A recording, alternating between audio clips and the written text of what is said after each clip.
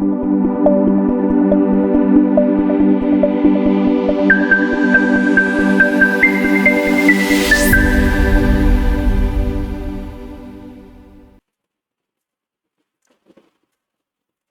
hello and welcome to One Academy. 17 September 2025 ഹിന്ദുവിൽ വന്നിരിക്കുന്ന പ്രധാന articles ആണ് ഡിസ്കസ് ചെയ്യുന്നത്. രണ്ട് പേരിൽ വന്നിരിക്കുന്ന ആർട്ടിക്കിളാണ് 13 dead as torrential rain flash flood hit Dehradun. അപ്പം ഡെറാഡൂണിൽ റീസെന്റ് ആയിട്ട് നടന്നിരിക്കുന്ന ഒരു ഫ്ലാഷ് ഫ്ലഡുമായി ബന്ധപ്പെട്ടിരിക്കുന്ന ഒരു ആർട്ടിക്കിളാണ് നമുക്ക് ഫ്രണ്ട് പേജിലുള്ളത്. Okay, GS paper 1 geography, GS paper 3 disaster management and GS paper 2 ഗവേണൻസുമായി ബന്ധപ്പെട്ടിരിക്കുന്ന ആർട്ടിക്കിളാണ്. അപ്പം ഈ ഒരു ആർട്ടിക്കിൾസിൽ നമുക്ക് ഫോക്കസ് ചെയ്യേണ്ട ഒരു കാര്യം എന്ന് പറയുന്നത് എന്തുകൊണ്ടാണ് ഡെറാഡൂൺ പോലെയുള്ള അല്ലെങ്കിൽ ഹിമാചൽ പ്രദേശിന്റെ ആ സൈഡുകളിൽ ഇത്തരത്തിലുള്ള ഫ്ലാഷ് ഫ്ലഡുകൾ വരുന്നതിന് കാരണം. സോ അതാണ് നമുക്ക് ഈ ഒരു ആർട്ടിക്കിളിൽ നിന്ന് മനസ്സിലാക്കേണ്ടത്. ബാക്കി എല്ലാ കാര്യങ്ങളും ന്യൂസുകളായിട്ടാണ് ഈ ഒരു ആർട്ടിക്കിൾസിൽ പറഞ്ഞിട്ടുള്ളത്. ഓക്കെ, സോ ഈ ഒരു ആർട്ടിക്കിളിൽ ആ ഒരു റെയിൻഫോൾ ഉണ്ടായ സമയത്ത് ഉണ്ടായിരിക്കുന്ന ഇഷ്യൂസുകളാണ് പറഞ്ഞിട്ടുള്ളത്. ദാറ്റ് മീൻസ് ഏകദേശം 19 mm റെയിൻഫോൾ 192 mm റെയിൻഫോൾ വരെ ആയിരുന്നു ആ ഒരു ഡെറാഡൂൺ റീജിയണിലൊക്കെ മഴ പെയ്തിട്ടുണ്ടായിരുന്നു. So flash flood actually means ശക്തമായ മഴ പെയ്യുന്നു, ടൊറൻഷ്യലായിട്ട് റെയിൻ ഫോൾ ഉണ്ടാവുന്നു. അതിന്റെ ഭാഗമായിട്ട് എന്താണ് വെള്ളപ്പൊക്കം ഉണ്ടാകുന്നതിനാണ് നമ്മൾ ഫ്ലാഷ് ഫ്ലഡ് എന്ന് പറയുന്നത്. അപ്പോൾ ഉത്തരാഖണ്ഡ് നമുക്ക് കഴിഞ്ഞൊരു വർഷമായിട്ട് നോക്കുകയാണെന്നുണ്ടെങ്കിൽ ഈ ഒരു മൺസൂൺ സീസണിൽ മാത്രമായിട്ട് സിഗ്നിഫിക്കന്റ് ആയിട്ടുള്ള ഇത്തരത്തിലുള്ള ഡാമേജുകൾ ഉത്തരാഖണ്ഡിൽ ഉണ്ടായിരുന്നു. അപ്പം ഉത്തരാഖണ്ഡ് എപ്പോഴും ന്യൂസുകളിലായിക്കോട്ടെ അല്ലെങ്കിൽ ജോഗ്രഫിക്കൽ പെർസ്പെക്റ്റീവിലായിക്കോട്ടെ ഫ്ലാഷ് ഫ്ലഡ് ഹിറ്റ് ചെയ്യുന്ന ഒരു ഏരിയ ആണ്.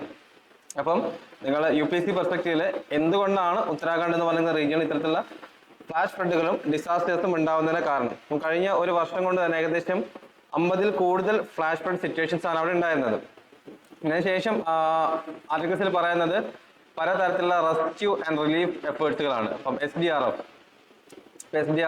NDRF,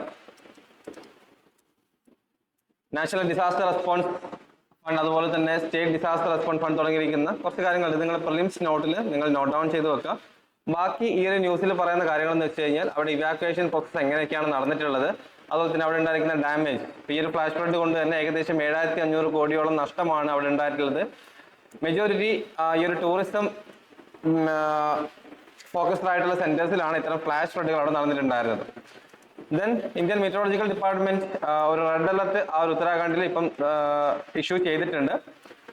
ദാറ്റ് മീൻസ് ഇനിയും ഫ്ലാഷ് ഫ്ലഡ് ഉണ്ടാവാൻ സാധ്യതയുണ്ടെന്ന ലെവലിലാണ് ഇന്ത്യൻ മെറ്ററോളജിക്കൽ ഡിപ്പാർട്ട്മെന്റ് ഇത് റിപ്പോർട്ട് ചെയ്തിട്ടുള്ളത്. അതുപോലെ തന്നെ നമുക്ക് ഈ ഒരു വർഷം എന്ന് പറയുന്നത് ലാനീന ഇയർ ആണ്. ദാറ്റ് മീൻസ് ഇന്ത്യ ഇനി വളരെ ശക്തമായ ഒരു മഴക്കാലത്തേക്ക് വീണ്ടും പ്രതീക്ഷിക്കാം. ലാനീന ഇയർ ആണ് ഈ വർഷം റിപ്പോർട്ട് ചെയ്തിട്ടുള്ളത്. അതുകൊണ്ട് ഇതുപോലുള്ള ഫ്ലാഷ് ഫ്ലഡുകൾ ഇവൻ തോ സതേൺ സ്റ്റേറ്റുകളിൽ നമുക്ക് കാണാൻ സാധിക്കും. അപ്പോൾ ആർട്ടിക്കിൾ നിങ്ങൾ നോക്കേണ്ട ഒരേ ഒരു പോയിന്റ്, എന്തുകൊണ്ട് ഉത്തരാഖണ്ഡ് പോലുള്ള റീജിയണിൽ അല്ലെങ്കിൽ ഹിമാലയൻ സ്റ്റേറ്റുകളിൽ ഇത്തരത്തിലുള്ള ഫ്ലാഷ് ഫ്ലഡ് ഉണ്ടാവുന്നു എന്നുള്ള കാര്യങ്ങളാണ് ഈ ഒരു ആർട്ടിക്കിളിൽ നിന്ന് ഫോക്കസ് ചെയ്യേണ്ടത്. Okay, moving on to next article, GST 2.0 short term pain possible long term gain. Okay, so GS paper 3 economy, GS paper 2 ഗവേണൻസുമായി ബന്ധപ്പെട്ടിരിക്കുന്ന ആർട്ടിക്കിൾ. അപ്പം കഴിഞ്ഞ ന്യൂസുകളിൽ നമ്മൾ ഓൾറെഡി പറഞ്ഞ പോലെ തന്നെ GST 2.0 GST റിവൈസ് ചെയ്ത സമയത്ത് പലതരത്തിലുള്ള ടാക്സ് സ്ലാബുകൾ ഒഴിവാക്കിയിട്ടുണ്ടായിരുന്നു. അതായത് മേജറായിട്ടുള്ള ചേഞ്ചസ് നടന്ന കാര്യം എന്ന് വെച്ച് കഴിഞ്ഞാൽ 12%, 28% GST സ്ലാബുകൾ ഇനി മുന്നോട്ടേക്ക് ഉണ്ടായിരിക്കും, അത് ഡിസ്കണ്ടിന്യൂ ചെയ്യുകയാണ്. ഇനി നമുക്ക് ഉണ്ടാവുന്നത് 0%, 5%, 18% GST റേറ്റുകളിലായിരിക്കും ഇനി പ്രൊഡക്റ്റുകളോ കാര്യങ്ങളോ സർവീസുകളോ നമുക്ക് ലഭിക്കുന്നത്. അതുപോലെ തന്നെ അപ്പം ഈ 28% എന്ന് പറഞ്ഞാൽ പലപ്പോഴും ലക്ഷറി ടാക്സ് ആണ്. അപ്പം സിൻ ടാക്സ് അല്ലെങ്കിൽ കുറച്ച് തരത്തിലുള്ള സെർട്ടൻ ലക്ഷറി ഗുഡ്സുകൾക്ക് നിലവിൽ 40% ആണ്, 40% GST റിവൈസ് ചെയ്ത സമയത്ത് ഉണ്ടായിരുന്ന ടാക്സ് റേറ്റ് എന്ന് പറയുന്നത്. അപ്പൊ ഇതുവരെ 28% ഒക്കെ ആയിരുന്നു. ബട്ട് സെർട്ടൻ ലക്ഷറി പ്രൊഡക്റ്റുകളും സിൻ ഗുഡ്സ് എന്ന് പറഞ്ഞിരിക്കുന്നത് ഈ പറഞ്ഞിരിക്കുന്ന ടൊബാക്കോ പ്രൊഡക്റ്റുകളാണ്. ടൊബാക്കോ പ്രൊഡക്റ്റുകൾക്കൊക്കെ ഏകദേശം 40% ഈ ടാക്സുകൾ ഏർപ്പെടുത്തിയിട്ടുള്ളത്. അപ്പം ഇതുവഴി നമുക്ക് പലതരത്തിലുള്ള ഡെയിലി യൂസസിന് ആവശ്യമായിട്ടുള്ള കാര്യങ്ങളുടെ ടാക്സ് റേറ്റുകൾ കുറയും. ദാറ്റ് മീൻസ് അതിന്റെ പ്രൈസ് റേറ്റുകൾ കുറയും എന്നാണ് പറയുന്നത്. അങ്ങനെ പ്രൈസ് റേറ്റുകൾ കുറഞ്ഞു കഴിഞ്ഞാൽ ആളുകൾ എന്ത് ചെയ്യും? ആളുകൾ കൂടുതൽ വാങ്ങാൻ ശ്രമിക്കും, അതായത് കൺസംഷൻ കൂടും. അപ്പം അതാണ് ഇവിടെ ഈ ഒരു ഹെഡിങ് തന്നെ പറയുന്നത്, short term pain but possible long term gain. ഇപ്പം ഗവൺമെന്റിനെ സംബന്ധിച്ച് ഈ ടാക്സ് റേറ്റ് കുറക്കുക എന്ന് പറയുന്നത് ഗവൺമെന്റ് ഇൻകം കുറയുന്ന ഒരു കാര്യമാണ്. അപ്പം ഗവൺമെന്റ് ലഭിക്കുന്ന ഇൻകം കുറയുകയാണ് ചെയ്യുന്നത്. ബട്ട് കുറച്ചു കാലത്തേക്ക് ആ ഒരു പെയിന് ഗവൺമെന്റ് അനുഭവിച്ചാൽ പോലും ലോങ് ടേമിൽ കൂടുതൽ ഗെയിൻ ആണ് ഗവൺമെന്റ് ഉള്ളത്. അപ്പോൾ ഫോർ എക്സാമ്പിൾ നമുക്ക് വളരെ ഒരു പ്രൊഡക്റ്റ് എടുക്കാം. എക്സ് എന്ന് പറയുന്ന പ്രൊഡക്റ്റ് എടുക്കുന്നു. ആ പ്രൊഡക്റ്റ് ഏകദേശം GST 2.0 വരുന്നതിന് മുന്നേ അതിന്റെ റേറ്റ് 120 രൂപയാണ്. ഓക്കെ, പലപ്പോഴും പല ആളുകളും ഈ ഒരു പ്രൊഡക്റ്റ് ചിലപ്പോൾ വാങ്ങിയിട്ടുണ്ടാകും, കാരണം ഹയർ റേറ്റ് ഉള്ളത് കൊണ്ട്. ഓക്കെ, ഫോർ എക്സാമ്പിൾ ഈ ഒരു പ്രൊഡക്റ്റ് 2 പേര് വാങ്ങുന്നു കരുതാം. 2 പേര് വാങ്ങുന്ന സമയത്ത് 240 rupees കൊടുത്തിട്ടാണ് ആ ഒരു പ്രൊഡക്റ്റ് വാങ്ങേണ്ടത്. അപ്പോൾ ആ 2 പേർക്ക് മാത്രമേ ആ ഒരു പ്രൊഡക്റ്റ് വാങ്ങാനുള്ള കപ്പാസിറ്റി ആ സമയത്ത് ഉണ്ടായിരുന്നു. അപ്പോൾ GST 2.0 വന്നതിന് ശേഷം, അല്ലെങ്കിൽ GST റിവൈസ് ചെയ്തതിന് ശേഷം ആ എക്സ് എന്ന് പറയുന്ന സെയിം പ്രൊഡക്റ്റിന് ഏകദേശം 80 രൂപയായി മാറുന്നു. അപ്പോൾ റേറ്റ് കുറയുന്ന സമയത്ത് ഒബ്വിയസ്ലി ആളുകൾ കൂടുതൽ വാങ്ങാൻ ശ്രമിക്കില്ലേ? അപ്പോൾ മുന്നേ 2 പേര് വാങ്ങിയതിന് പകരമായിട്ട് ഏകദേശം ഒരു 6 പേരോളം ഇവിടെ വാങ്ങാൻ ശ്രമിക്കും. ഓക്കെ, സോ ഏകദേശം 480 rupees. ദാറ്റ് മീൻസ് കഴിഞ്ഞ മുന്നേ ഉണ്ടായിരുന്ന പ്രൊഡക്റ്റിന്റെ ആ ഒരു കൺസെപ്ഷനേക്കാൾ കൂടുതൽ ആളുകൾ ഈ പ്രൊഡക്റ്റ് വാങ്ങാൻ തുടങ്ങും. അപ്പോൾ ഓട്ടോമാറ്റിക്കലി ഈ 480 rupees വരെ ആ പ്രൊഡക്റ്റിന് മുകളിൽ ലഭിക്കും. അതിനിപ്പം 18% ആയിക്കോട്ടെ, 12% ആയിക്കോട്ടെ, ടാക്സ് റേറ്റ് എങ്ങനെയാണെന്നുണ്ടെങ്കിലും ഗവൺമെന്റിന് ഇൻ ലോങ് ടേമിൽ ഗവൺമെന്റിന് അത് പോസിബിൾ ആയിട്ടുള്ള ഗെയിൻ ആണ്. ഫോർ എക്സാമ്പിൾ നമ്മൾ നിലവിൽ textiles, electronics, automobiles, health, food items, fertilisers, agriculture machinery, ആ റിന്യൂവബിൾ എനർജിയുടെയൊക്കെ ടാക്സ് റേറ്റുകൾ വളരെയധികം കുറച്ചിട്ടുണ്ട്. അതുകൊണ്ട് തന്നെ ഈ ഒരു ഓട്ടോമൊബൈൽ പ്രൊഡക്റ്റുകളും ടെക്സ്റ്റൈൽസ്, ഇലക്ട്രോണിക്സ് പ്രൊഡക്റ്റുകളൊക്കെ വളരെയധികം ഈ ഒരു കാലഘട്ടത്തിൽ അല്ലെങ്കിൽ ഈ ഒരു GST 2.0 വന്നതിന് ശേഷം സെയിൽ നടന്നുകൊണ്ടിരിക്കുകയാണ്. അപ്പോൾ കൂടുതൽ ആളുകൾ സെയിൽ നടക്കുക എന്നുള്ളത് ആളുകളുടെ കൺസപ്ഷൻ പാറ്റേൺ അല്ലെങ്കിൽ പർച്ചേസിങ് പവർ ഇൻക്രീസ് ചെയ്യണം. അവർക്ക് പർച്ചേസ് ചെയ്യാനുള്ള കപ്പാസിറ്റി റേറ്റ് കുറച്ചിട്ട് ഗവൺമെന്റ് ഇൻക്രീസ് ചെയ്യാണ്. അതുവഴി കൂടുതൽ ബിസിനസ്സുകൾ ഇന്ത്യയിലേക്ക് കൊണ്ടുവരാനോ അല്ലെങ്കിൽ കൂടുതൽ കമ്പനികൾ ഇന്ത്യയിൽ സ്റ്റാർട്ട് ചെയ്യാനോ സാധിക്കും. സോ അതാണ് ഷോർട്ട് ടേം പെയിൻ ആണെങ്കിൽ പോലും ലോങ് ടേം ആയിട്ടുള്ള ഗവൺമെന്റിന് ഒരു പോസിബിലിറ്റി ഉണ്ടെന്ന് പറയുന്നത്. ഓക്കെ, അതുവഴി പുതിയ പുതിയ കമ്പനികൾ വരുന്ന സമയത്ത് അവിടെ എംപ്ലോയ്മെന്റ് ജനറേഷൻ നടക്കും. എംപ്ലോയ്മെന്റ് ജനറേഷൻ, അതുപോലെ തന്നെ ലേബർ ബെനിഫിറ്റ്സുകൾ തുടങ്ങിയിരിക്കുന്ന കാര്യങ്ങളായിരിക്കും എന്താണ് ഈ ഒരു ഷോർട്ട് ടേം ഇഷ്യൂസുകൾ കൊണ്ട് അല്ലെങ്കിൽ ഷോർട്ട് ടേം പ്ലാനുകൾ കൊണ്ട് ഗവൺമെന്റിന് സാധ്യമാകുന്നത്. Lower input cost and duty reductions are expected to benefit farmers, increase disposable income among the poor. അതായത് ഇത്തരത്തിലുള്ള ഇൻപുട്ട് കോസ്റ്റുകൾ, അതായത് ഫോർ എക്സാമ്പിൾ ഇപ്പൊ നമ്മളൊരു ഫാമിംഗ് എടുക്കുന്നു. ഓക്കെ, ഓൾറെഡി പറഞ്ഞു അഗ്രികൾച്ചർ മെഷീനറി അതുപോലെ തന്നെ മറ്റ് ഫെർട്ടിലൈസേഴ്സിന്റെ ഒക്കെ ടാക്സ് റേറ്റ് കുറഞ്ഞു. അപ്പം ഒരു ഫാമറിനെ സംബന്ധിച്ച് ഈ അഗ്രികൾച്ചർ മെഷീനറി അല്ലെങ്കിൽ ഫെർട്ടിലൈസേഴ്സിന്റെ റേറ്റ് കുറയുന്ന സമയത്ത് എന്ത് ചെയ്യും? അവർ കൂടുതൽ ഈ കാര്യങ്ങൾ കൺസ്യൂം ചെയ്യുകയും കൂടുതൽ കൃഷി അവർ മുന്നോട്ടേക്ക് കൊണ്ടുവരാൻ ശ്രമിക്കും. സോ ആ രീതിയിൽ നോക്കുകയാണെന്നുണ്ടെങ്കിൽ നമുക്ക് കൂടുതൽ കൃഷി ഉണ്ടാവുക അല്ലെങ്കിൽ ഫുഡ് സെക്യൂരിറ്റി അവിടെ എൻഷുർ ചെയ്യാൻ സാധിക്കും. അപ്പം മെജോറിറ്റി ആർക്ക് ബെനിഫിഷ്യറി കിട്ടും? ഫാമേഴ്സിന് അത്യാവശ്യം നല്ല രീതിയിലുള്ള ബെനിഫിറ്റ്സ് ലഭിക്കുകയും അതുപോലെ തന്നെ പുവർ പീപ്പിൾസ് ആയിട്ടുള്ള ആളുകളുടെ ഡിസ്പോസിബിൾ ഇൻകം ഇൻക്രീസ് ചെയ്യും. അതായത് ഓട്ടോമാറ്റിക്കലി ഫാമേഴ്സ് എന്ന് തന്നെ കരുതാം, ഫാമേഴ്സിന് കൂടുതൽ കൃഷി ചെയ്ത് കഴിഞ്ഞാൽ കൂടുതൽ വരുമാനം അവർക്ക് ലഭിക്കും. അങ്ങനെ അവരുടെ ഇൻകം അവർക്ക് കൂട്ടാനും സാധിക്കും. Okay, the short term challenges and revenue implications. Government expects a substantial initial revenue loss. Ministry of Finance estimated around 48,000 crore for 1 year. അതായത് ഏകദേശം 48,000 കോടിയുടെ അടുത്താണ് ഈ GST 2.0 വന്നതിന് ശേഷം നമ്മുടെ ഗവൺമെന്റ് തീരുമാനിക്കുന്നത് അല്ലെങ്കിൽ ഗവൺമെന്റ് എക്സ്പെക്ട് ചെയ്യുക അത്രത്തോളം പൈസ കുറവായിരിക്കും ഇനി ഗവൺമെന്റിന് ടാക്സ് ഇനത്തിൽ കിട്ടുന്നത്. ഓക്കെ, അറ്റ്ലീസ്റ്റ് ഒരു 1 year എങ്കിലും. With the rate cuts, immediate post-tax prices are expected to fall, increasing quantity demanded, but actual post-tax prices fall will be smaller than the rate cuts. ഇവിടെ പറഞ്ഞ കാര്യം എന്ന് വെച്ച് കഴിഞ്ഞാൽ ടാക്സ് റിഡക്ഷൻസ് നടത്തിയാലേ പോലും നമ്മൾ നോർമലി ആ പ്രൊഡക്റ്റിന്റെ വില കുറയും. ഒബ്വിയസ്ലി ആ വില കുറയും. അപ്പോൾ വില കുറയുന്ന സമയത്ത് എന്ത് കൂടും? അതിന്റെ ഡിമാൻഡ് കൂടും. ഓക്കെ, ടാക്സ് അതായത് അതിന്റെ ഒരു പ്രൊഡക്റ്റിന്റെ പ്രൈസ് കുറയുന്ന സമയത്ത് ഓട്ടോമാറ്റിക്കലി അതിന്റെ ഡിമാൻഡ് കൂടും. സിമ്പിൾ എക്കണോമിയാണ്. ഡിമാൻഡ് കൂടും, ആളുകൾ കൂടുതൽ വാങ്ങാൻ ശ്രമിക്കും. ബട്ട് ഇൻ ആക്ച്വൽ റേറ്റിൽ ആക്ച്വൽ കണ്ടീഷൻ നോക്കുന്ന സമയത്ത് ടാക്സ് കുറച്ചത് കൊണ്ട് വളരെ വലിയ രീതിയിലുള്ളൊരു റേറ്റ് കുറയുന്നില്ല പ്രൊഡക്റ്റുകൾക്ക്. റേറ്റുകൾ വളരെ ചെറിയ രീതിയിൽ മാത്രമേ കുറയുന്നുള്ളൂ എന്നാണ് പറയുന്നത്. അതുകൊണ്ടാണ് നിങ്ങൾ ആലോചിച്ച് നോക്കിയാൽ മതി, ഏകദേശം ഇന്ത്യ ആകമാനം 48,000 കോടിയുടെ ലോസ് മാത്രമേ ഉണ്ടാവുന്നുള്ളൂ. Okay, narrow categories. അപ്പം ഓൾറെഡി ഈ ഒരു ടാക്സ് റേറ്റ്സ് റിവൈസ് ചെയ്ത സമയത്ത് സിൻ ഗുഡ്സിന് ഏകദേശം ടാക്സ് വളരെ ഹൈ ടാക്സ് ആണ്. അപ്പം മുന്നേ ഉണ്ടായിരുന്ന 28% ടാക്സിൽ നിന്ന് അത് 40%. ഇപ്പൊ സൈൻ ഗുഡ്സ് എന്ന് പറയുന്നത് ഓൾറെഡി ഞാൻ പറഞ്ഞ പോലെ തന്നെ ടൊബാക്കോ ഐറ്റംസ് ടാക്സ് ഇൻക്രീസ് ആണ് ഉണ്ടായിട്ടുണ്ടായിരുന്നത്. Most goods will see rate reductions. Long term economic rational. അപ്പം ഇനി ഗവൺമെന്റ് ഉണ്ടാകുന്ന ലോങ് ടേം ഒബ്ജക്റ്റീവ് അല്ലെങ്കിൽ ലോങ് ടേം ഗെയിൻ എന്താണ്? ഇപ്പൊ lower GST rates should lead to higher demand and boost aggregate consumption. അതായത് കൂടുതൽ പൈസ കുറയുന്ന സമയത്ത് ആളുകൾ കൂടുതൽ ആ പ്രൊഡക്റ്റ് വാങ്ങാൻ ശ്രമിക്കും. If successful this can increase nominal GDP growth. അങ്ങനെ ആളുകൾ കൂടുതൽ സാധനങ്ങൾ വാങ്ങുന്ന സമയത്ത് ആ സാധനങ്ങളുടെ ഡിമാൻഡ് കൂടും, ആ സാധനങ്ങളുടെ പ്രൊഡക്ഷൻ കൂടും. അപ്പോൾ ഓൾറെഡി ആ സാധനം പ്രൊഡക്റ്റ് ചെയ്യുന്ന കമ്പനികൾ വേറെ കമ്പനികൾ അവർ പല സ്ഥലത്തായിട്ട് സ്ഥാപിക്കും. അവിടെ എംപ്ലോയ്മെന്റ് ഓപ്പർച്യൂണിറ്റി ഉണ്ടായിരിക്കും. അപ്പോൾ ഓട്ടോമാറ്റിക്കലി നമ്മുടെ നോമിനൽ GDP അവിടെ ഇൻക്രീസ് ചെയ്യുമെന്നാണ് പറയുന്നത്. അതുപോലെ തന്നെ lower inflation is likely especially for essential goods. ഇപ്പോൾ പണപ്പെരുപ്പം ഫോർ എക്സാമ്പിൾ എന്താണ് ഒരു പ്രൊഡക്റ്റിന്റെ റേറ്റ് വളരെയധികം കൂടുന്നു എന്നൊരു കണ്ടീഷനിൽ വരുന്ന സമയത്താണ് നമുക്ക് ഇൻഫ്ലേഷൻ ഉണ്ടാവുന്നത്. ഓക്കെ, ഒരു പ്രൊഡക്റ്റിന് ഞാൻ ആദ്യമേ പറയുന്ന പോലെ ഒരു പ്രൊഡക്റ്റിന് ആദ്യം 10 രൂപയായിരിക്കും, ബട്ട് പിന്നീട് അതിന് 50 രൂപയാണെങ്കിൽ അതിനാണ് ആ പ്രൊഡക്റ്റ് ഇൻഫ്ലേറ്ററി ആണെന്ന് പറയുന്നത്. അപ്പം ഇൻഫ്ലേഷൻ റേറ്റ് ഓട്ടോമാറ്റിക്കലി കുറയും, കാരണം പ്രൊഡക്റ്റിന്റെ റേറ്റ് കുറയുകയാണ്. കുറയുന്ന സമയത്ത് ഇൻഫ്ലേഷനും ഓട്ടോമാറ്റിക്കലി കുറയും, especially for essential goods. At least medicines അല്ല അതുപോലുള്ള കാര്യങ്ങൾക്ക് എന്താണ് ഈ ഒരു ഇൻഫ്ലേഷൻ കുറയും എന്നാണ് പറയുന്നത്. അപ്പം ഓൾറെഡി ഉണ്ടായിരിക്കുന്ന റവന്യൂ ലോസ് നമുക്ക് തിരിച്ചു പിടിക്കാൻ സാധിക്കും. എസ്പെഷ്യലി അവർ പറയുന്ന ഒരേ ഒരു കാര്യം എന്ന് വെച്ച് കഴിഞ്ഞാൽ റേറ്റ് കുറയുന്ന സമയത്ത് ആളുകൾ കൂടുതൽ സാധനങ്ങൾ വാങ്ങാൻ തുടങ്ങും എന്നാണ് പറയുന്നത്. ഓക്കെ, അതായത് ഇംപ്രൂവ്ഡ് പർച്ചേസിംഗ് പവർ, ആളുകളുടെ പർച്ചേസിംഗ് പവർ ഇൻക്രീസ് ചെയ്യും എന്നാണ് പറയുന്നത്. ഇത്രയുമാണ് ഈ ആർട്ടിക്കിൾസ് നമുക്ക് നോക്കാനുള്ളത്. ദാറ്റ് മീൻസ് GST 2.0 വന്നതിന് ശേഷം ഗവൺമെന്റിന് കുറച്ച് കാലഘട്ടത്തിലേക്ക് ഒരു പെയിൻ ഉണ്ടെങ്കിൽ പോലും, അതായത് മിനിമം അറ്റ്ലീസ്റ്റ് ഒരു വർഷത്തേക്ക് 48,000 കോടിയുടെ ലോസ് ഉണ്ടെങ്കിൽ പോലും ലോങ് ടേമിലേക്ക് നോക്കുന്ന സമയത്ത് പല കണ്ടീഷൻസിൽ ആളുകൾ സാധനങ്ങൾ കൂടുതൽ വാങ്ങുന്നു, ഇൻഫ്ലേഷൻ കുറയുന്നു, ആളുകൾ കൂടുതൽ സാധനം വാങ്ങുന്നു, ആ പ്രൊഡക്റ്റിന്റെ ഡിമാൻഡ് കൂടുന്നു, ആ പ്രൊഡക്റ്റ് ഉണ്ടാക്കുന്ന കമ്പനികൾ വീണ്ടും വീണ്ടും പുതിയ കമ്പനികൾ സ്ഥാപിക്കുന്നു തുടങ്ങിയിരിക്കുന്ന, അപ്പോൾ അവിടെ എംപ്ലോയ്മെന്റ് ഓപ്പർച്യൂണിറ്റി കൂടുന്നു. അങ്ങനെ ലോങ് ടേമിൽ ഗവൺമെന്റിന് വളരെ വലിയൊരു ഗെയിൻ ആയിരിക്കും ഉണ്ടാവുന്നതാണ് പറയുന്നത്. Okay, moving on next article, making health care safe for every Indian. അപ്പം ഈ ഒരു ആർട്ടിക്കിൾ പറയുന്നത് വേൾഡ് പേഷ്യന്റ് സേഫ്റ്റി ഡേ ആണ് സെപ്റ്റംബർ 17 എന്ന് പറയുന്നത്. ഓക്കെ, അപ്പം പേഷ്യന്റ് സേഫ്റ്റി ഡേ എന്ന് പറയുന്നത് വേൾഡ് ഹെൽത്ത് ഓർഗനൈസേഷൻ കൊണ്ടുവന്നിരിക്കുന്ന ഒരു ഡേ ആണ് world patient safety day. That means നമ്മളൊരു ഹോസ്പിറ്റലിലേക്ക് പോകുന്ന സമയത്ത് ആ പേഷ്യൻസിന്റെ സേഫ്റ്റി എൻഷുർ ചെയ്യാം. ഫോർ എക്സാമ്പിൾ പലപ്പോഴും നിങ്ങൾ ന്യൂസുകൾ കണ്ടിട്ടുണ്ടായിരിക്കും, മെഡിസിൻസ് മാറി കൊടുക്കുന്നത് അല്ലെങ്കിൽ ഇഞ്ചക്ഷൻസ് മാറി ചെയ്യുന്ന കാര്യങ്ങളൊക്കെ. അപ്പൊ അതൊക്കെ ആ ഒരു പേഷ്യന്റിന്റെ സേഫ്റ്റിയെ ബാധിക്കുന്ന കാര്യങ്ങളാണ്.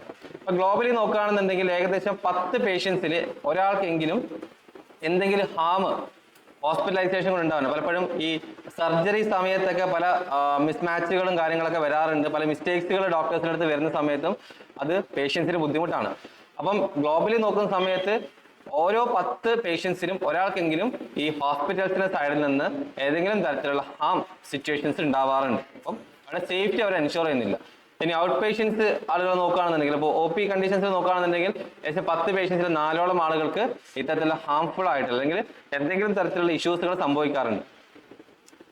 ഓക്കെ, അപ്പൊ മെയിനായിട്ട് പറയുന്നത് എന്താ വെച്ച് കഴിഞ്ഞാൽ ഹോസ്പിറ്റൽസിന്റെ ഒരു നെഗ്ലിജൻസ് ആണ് ഇവിടെ പറയുന്നത്. അപ്പൊ നെഗ്ലിജൻസ് അല്ല, ആ നെഗ്ലിജൻസ് കൊണ്ട് എന്താ ഉണ്ടാവുന്നത്? പേഷ്യൻസിന്റെ സേഫ്റ്റി അവിടെ ബ്രേക്ക് ആണ് ചെയ്യുന്നത്.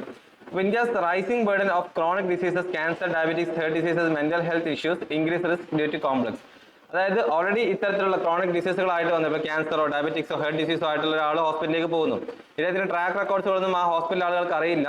അദ്ദേഹത്തിന് ഒരിക്കലും പാടില്ലാത്ത ഒരു ഇഞ്ചക്ഷൻസോ ഒരു ടാബ്ലറ്റോ കൊടുക്കുകയാണെന്നുണ്ടെങ്കിൽ അവിടെ ആ പേഷ്യൻസിന്റെ സേഫ്റ്റി എന്താണ് ചെയ്യപ്പെടുന്നത്? ബ്രേക്ക് ചെയ്യപ്പെടുന്നത്, അല്ലേ? ഓക്കെ, സോ അതുകൊണ്ടാണ് ഇവിടെ പറയുന്ന കാര്യം എന്ന് വെച്ചാൽ ഇന്ത്യയിൽ ഓൾറെഡി ഇത്തരത്തിലുള്ള ക്രോണിക് ഡിസീസുള്ള ആളുകളാണ് കൂടുതലുള്ളത്. ക്യാൻസേഴ്സ്, ഡയബറ്റീസും ഹെർട്ട് ഡിസീസും മെന്റൽ ഹെൽത്ത് ഇഷ്യൂസുള്ള ആളുകൾ കൂടുതലും ഹോസ്പിറ്റൽസിലേക്ക് പോകുന്നത്. അപ്പൊ അവർ നേരിട്ട് ഹോസ്പിറ്റലിൽ പോകുന്നവർ മറ്റെന്തെങ്കിലും ചെറിയൊരു രോഗത്തിന് വേണ്ടിയിട്ടായിരിക്കും ഹോസ്പിറ്റലിൽ പോകുന്നത്. അപ്പോൾ ഹോസ്പിറ്റലിൽ നിന്ന് അവരുടെ ഒരു പാസ്റ്റ് റെക്കോർഡ്സുകൾ അറിയാതെ അവർക്ക് മെഡിസിൻസ് പ്രിസ്ക്രൈബ് ചെയ്യും. ഓട്ടോമാറ്റിക്കലി അതൊരു ഹാംഫുൾ ആയ സിറ്റുവേഷൻ ആയിരിക്കും ആ ഒരു പേഷ്യന്റ് ഉണ്ടാവുന്നത്. ഇനി major risk and cost of harm. ഇപ്പൊ എന്തൊക്കെയാണ് ഇതിൽ മേജർ റിസ്ക് എന്ന് പറയുന്നത്? Patient harm occurs in complex situations, ഈ infections, blood clots, unsafe transfusions.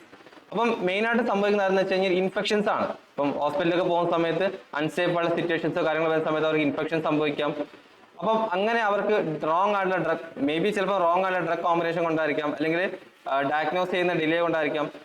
അപ്പൊ അങ്ങനെയുള്ള കാര്യങ്ങളിലാണ് സാധാരണ പേഷ്യൻസിന് ഹാംഫുൾ ആയിട്ടുള്ള സിറ്റുവേഷൻ വരുന്നത്. Hospitals are instituting new standards.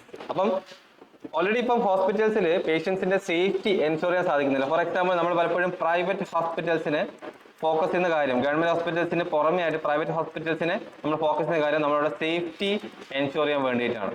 Okay, government ഹോസ്പിറ്റൽസിലാണ് അത്യാവശ്യം ടാലന്റ് ആയിട്ടുള്ള ഡോക്ടേഴ്സും കാര്യങ്ങൾ ഉണ്ടെങ്കിൽ പോലും നമുക്ക് സേഫ്റ്റി കുറച്ചുകൂടി എൻഷുർ ചെയ്യാൻ സാധിക്കുന്നത് പ്രൈവറ്റ് ഹോസ്പിറ്റൽസിലായതുകൊണ്ടാണ് കൂടുതൽ ആളുകളും പ്രൈവറ്റ് ഹോസ്പിറ്റൽസിനെ റിലൈ ചെയ്യുന്നത്.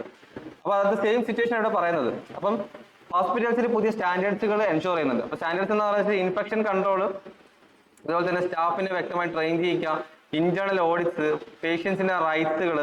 But less than 5% of Indian hospitals have full accreditation. അപ്പോൾ ഏകദേശം 5% കുറവ് ഹോസ്പിറ്റൽസിൽ മാത്രമാണ് ഇത്തരത്തിലുള്ള എല്ലാ കൺട്രോളുകളും കാര്യങ്ങളും ഉണ്ടെന്നുള്ള കാര്യത്തിൽ അക്രഡിറ്റേഷൻ നൽകിയിട്ടുള്ളൂ. ഓക്കെ, നിങ്ങളുടെ പ്രിലിംസ് പോയിന്റ് ഓഫ് വ്യൂവിൽ നിങ്ങൾക്ക് വേണമെങ്കിൽ national accreditation board for hospitals and health care providers. അപ്പം ഇത് എന്താണെന്നുള്ള കാര്യങ്ങൾ നിങ്ങൾ പ്രിലിംസ് നോട്ടിൽ ന്യൂസ് ഓഫ് ദ ഡേ ആയിട്ട് നിങ്ങൾക്ക് എഴുതി വെക്കാം. ഓക്കെ, അപ്പം നാബിന്റെ റെക്കോർഡ്സ് പ്രകാരം ടോട്ടൽ ഇന്ത്യയിലുള്ള ഹോസ്പിറ്റൽസിനെക്കാട്ടും 5% ഹോസ്പിറ്റൽസിന് മാത്രമാണ് ഈ നാബ് അക്രഡിറ്റേഷൻ ലഭിച്ചിട്ടുള്ളത്. അപ്പൊ നാബ് അക്രഡിറ്റേഷൻ ലഭിക്കണമെന്നുണ്ടെങ്കിൽ ഈ കാര്യങ്ങൾ കംപ്ലീറ്റ്ലി പേഷ്യൻസിന്റെ സേഫ്റ്റി കാര്യങ്ങൾ എൻഷുർ ചെയ്യുന്ന കാര്യങ്ങളൊക്കെ നൽകിയാൽ മാത്രമാണ് നാബ് അക്രഡിറ്റേഷൻ ലഭിക്കുകയുള്ളൂ. Barrier to patients safety. Overburdened providers, under-informed and passive patients, and insufficient communications persistently harm safe outcomes. മെയിനായിട്ട് പേഷ്യൻസുകൾ ചിലപ്പോൾ പറയില്ല, ഓൾറെഡി പാസ്റ്റ് റെക്കോർഡ്സിലെ കാര്യങ്ങൾ പറയില്ല. അപ്പൊ അതുകൊണ്ട് തന്നെ പ്രിസ്ക്രിപ്ഷൻസിൽ എറേഴ്സ് സംഭവിക്കാം. ഡോക്ടർക്ക് നമ്മളൊരു പുതിയൊരു പേഷ്യന്റ് ചെല്ലുന്ന സമയത്ത് ഡോക്ടർക്ക് അറിയില്ല നിങ്ങൾക്ക് എന്തൊക്കെ രോഗങ്ങളാണ് ഉള്ളത് എന്നുള്ള കാര്യങ്ങൾ. അപ്പൊ മേ ബി പ്രിസ്ക്രിപ്ഷൻ എറേഴ്സ് സംഭവിക്കാം. May be poor feedback system ആണെന്നുണ്ടെങ്കിൽ, ഓക്കെ, ദാറ്റ് മീൻസ് പേഷ്യൻസും ഒരു ഡോക്ടർ ഇരിക്കുന്ന സമയത്തുള്ള ഫീഡ്ബാക്ക് സിസ്റ്റം പോറാണെന്നുണ്ടെങ്കിൽ പോലും ഇത്തരത്തിലുള്ള പേഷ്യൻസിന് ഹാർംഫുൾ, അതായത് മേ ബി ഇന്റൻഷ്യലി ആയിരിക്കാം അല്ലെങ്കിൽ മേ ബി അൺഇന്റൻഷ്യലി ആണ്. ഇന്റൻഷ്യലി ഒരിക്കലും സംഭവിക്കാറില്ല, എന്നാൽ അൺഇന്റൻഷ്യലി ആണ് ഇത്തരത്തിലുള്ള സേഫ്റ്റി ബ്രേക്ക് ചെയ്യപ്പെടുന്നത്. ഓക്കെ, പലപ്പോഴും ഹോസ്പിറ്റൽസ് തന്നെ ഇത്തരത്തിലുള്ള എറേഴ്സ് റിപ്പോർട്ട് ചെയ്യുന്ന റിലക്റ്റൻസ് കാണിക്കാറുണ്ട്. ഇനി ഇതിൻ്റെ അതിലുള്ള ഷെയർഡ് റെസ്പോൺസിബിലിറ്റി.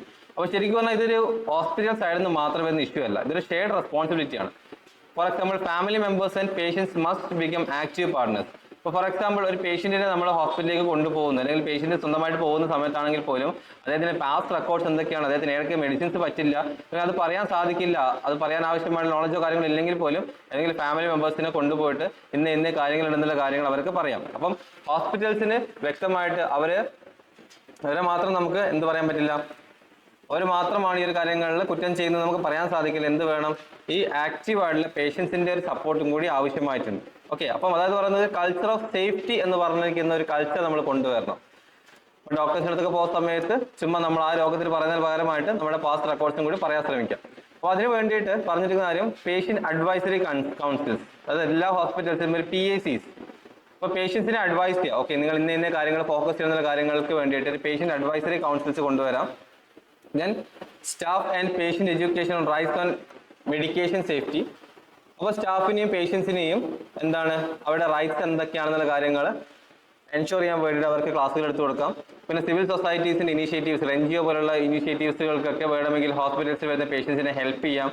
അതുപോലെ തന്നെ പബ്ലിക് ഹെൽത്ത് ഇന്നോവേഷൻസ്, അതായത് ഡ്രഗിന്റെ ഇന്ററാക്ഷൻസ് എങ്ങനെയായിരിക്കാം, വാർണിംഗ് ബോർഡുകൾ, ഈ ഡ്രഗ് ഉപയോഗിക്കുന്നതിൽ നിങ്ങൾക്ക് എന്തൊക്കെ ഇഷ്യൂസ് ഉണ്ടായിരിക്കാം എന്നുള്ള കാര്യങ്ങളൊക്കെ അവർക്ക് വ്യക്തമായിട്ട് പറഞ്ഞു കൊടുക്കാൻ സാധിക്കും.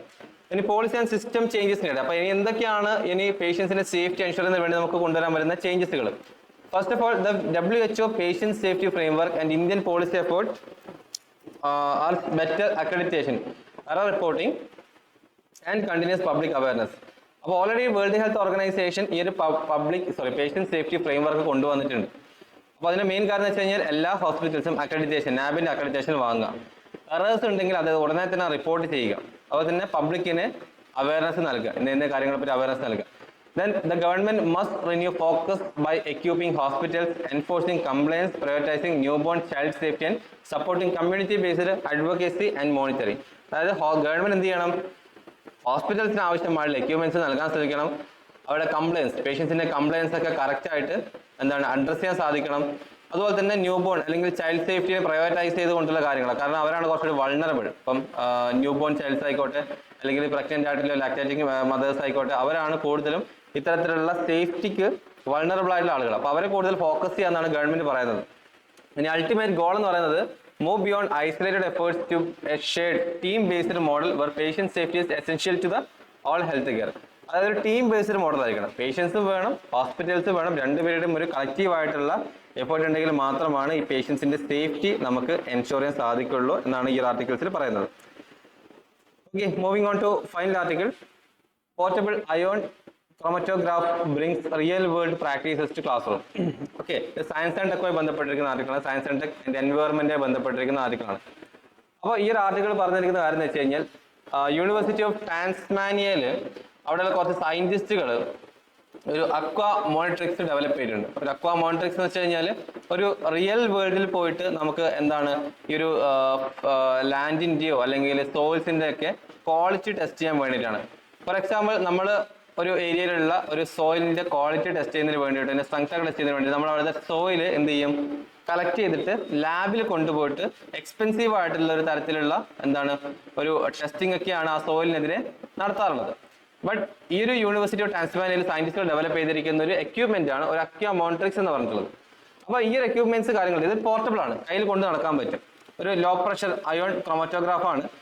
അപ്പം ഈ ഒരു കാര്യം ഉണ്ടെങ്കിൽ എന്ത് ചെയ്യാം, ഇതിൽ അവർക്ക് എന്താണ് സോയിൽ ടെസ്റ്റിങ്ങോ കാര്യങ്ങളോ ഉണ്ടെങ്കിൽ സ്റ്റുഡൻസിന് വേണമെങ്കിൽ ഇത് കൊണ്ടുപോകാം. സ്റ്റുഡൻസിന് ആ ഒരു സോയിലിൻ്റെ അകത്തുള്ള നൈട്രേറ്റും നൈട്രൈറ്റും അതുപോലെ തന്നെ എത്രത്തോളം എൻവയോൺമെന്റൽ വാട്ടർ സാമ്പിൾസ് ഡയറക്ട്ലി ഫീൽഡിൽ പോയിട്ട് അവിടെ നിന്ന് കളക്ട് ചെയ്ത് അവിടുത്തെ അപ്പോൾ തന്നെ ആ ഒരു മെഷീനിൽ ഇട്ട് കൊടുത്തു കഴിഞ്ഞാൽ അവർക്ക് ആ ഒരു അവിടുത്തെ ആ ഫീൽഡിലുള്ള വാട്ടർ കപ്പാസിറ്റി അല്ലെങ്കിൽ സോയിലിന്റെ കണ്ടീഷൻസ് എന്നുള്ള കാര്യങ്ങളൊക്കെ വ്യക്തമായി പഠിക്കാൻ സാധിക്കും. അതായത് എക്സ്പെൻസീവ് ആയിട്ടുള്ള ലബോറട്ടറി എക്യുപ്മെന്റ്സ് ഉപയോഗിച്ച് ചെയ്യേണ്ട അല്ലെങ്കിൽ ലബോറട്ടറിയിൽ കൊണ്ടുപോകേണ്ട ആ സമയത്ത് അതിന്റെ റിസൾട്ട് ലഭിക്കും എന്നാണ് പറയുന്നത്. The device enables real-time hands-on analysis of water chemistry, helping undergraduate students connect theory with practical environmental monitoring. അതായത് നമ്മൾ ഒബ്വിയസ്ലി നമ്മൾ പഠിക്കുന്ന കാര്യം എന്ന് വെച്ച് കഴിഞ്ഞാൽ ഒരു ലാൻഡിലോ അല്ലെങ്കിൽ സോയിലിലോ കണ്ടീഷൻസ് ഇതിങ്ങനെയായിരിക്കും എന്ന് തിയററ്റിക്കൽ രീതിയിലാണ് പഠിക്കുന്നത്. അപ്പോൾ അതിന് പകരമായിട്ട് ഈ ഒരു മൊഡ്യൂൾ ഉണ്ടെങ്കിൽ ഈ ഒരു ഡിവൈസ് ഉണ്ടെങ്കിൽ നമുക്ക് റിയൽ ടൈമിലായിട്ട് വാട്ടർ കെമിസ്ട്രി നമുക്ക് പഠിക്കാൻ പറ്റും. അപ്പോൾ റിയൽ ടൈം ആയിട്ട് നമുക്ക് കാര്യങ്ങൾ അറിയാൻ സാധിക്കുമെന്നാണ് പറയുന്നത്. The technical features and environmental benefits. The chromatograph uses sodium chloride as the only exchange solution. അപ്പോൾ ഈ സോഡിയം ക്ലോറൈഡ് ഉപയോഗിച്ചിട്ടാണ് ഈ ഒരു എന്താണ് വെള്ളത്തിൻ്റെ അകത്തുള്ള നൈട്രൈറ്റും നൈട്രൈറ്റ്സിനൊക്കെ വേർതിരിക്കുന്നതും കാര്യങ്ങളൊക്കെ ചെയ്യുന്നതും റിസൾട്ട് തരികയൊക്കെ ചെയ്യുന്നത്.